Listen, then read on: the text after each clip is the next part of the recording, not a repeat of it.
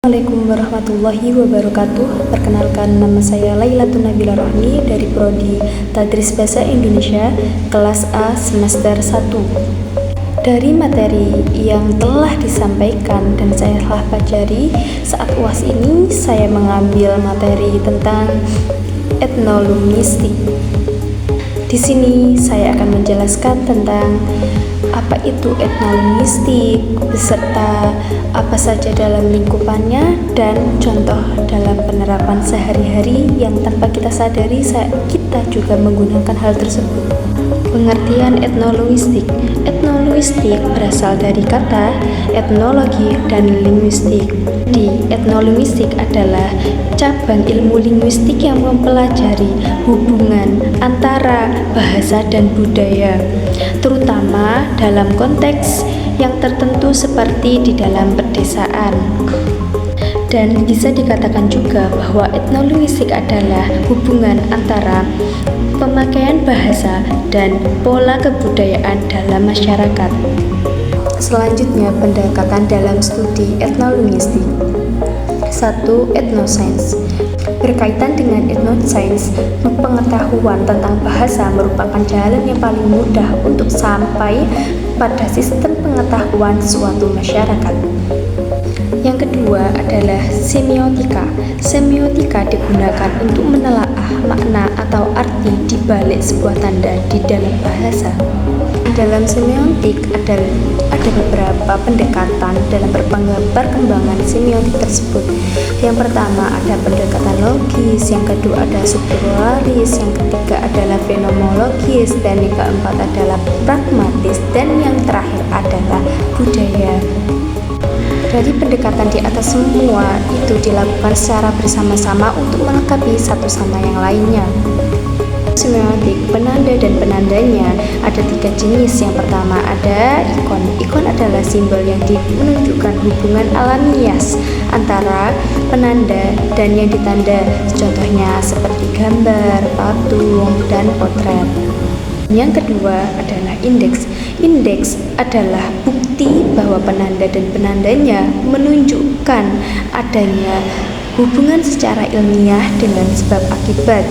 Contohnya asap. Asap itu kadang menunjukkan bahwa ada yang terjadi kebakaran atau ada yang membakar suatu sampah. Dan ada juga yang lainnya, ada yang mengartikan banyak yang lain. Yang ketiga yaitu simbol.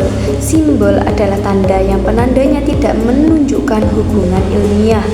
Contohnya itu seperti kata ibu, menandaikan ada yang menandai bahwa ibu adalah orang yang telah melahirkan seorang anak. Tapi di dalam bahasa Inggris ibu adalah mother, dalam bahasa Prancis ibu adalah Aina.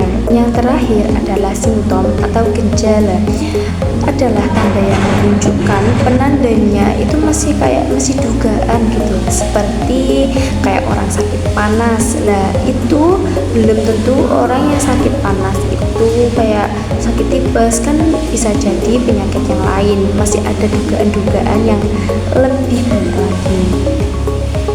Yang ketiga, semantik kultural. Semantik kultural yaitu sebagai pendekatan bahasa sesuai dengan kebudayaan penuturnya sehingga kita bisa mengetahui maknanya. Dan yang keempat yaitu pola pikir. Pola pikir itu meliputi gagasan, cara, dan berpikir kita dalam menangkap suatu bahasa tersebut.